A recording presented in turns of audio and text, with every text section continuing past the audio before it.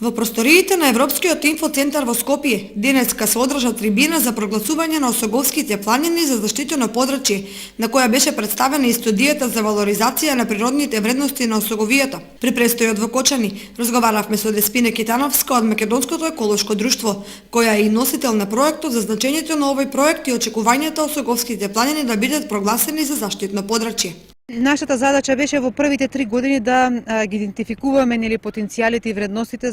на природните преце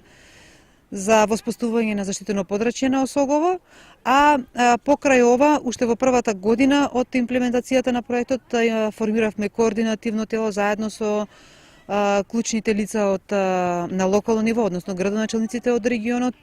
Министерство за животна средина и просторно планирање, Министерство за земјоделство, шумарство и водостопанство и јавното претпријатие Македонски шуми, кое што е исто така еден од клучните фактори во регионот. Целевме кон тоа да имаме еден предлог кој што ќе биде прифатлив за сите засегнати страни, со тоа што нема да обезбедиме само услови за заштита на биолошката разновидност, туку и ќе доведеме до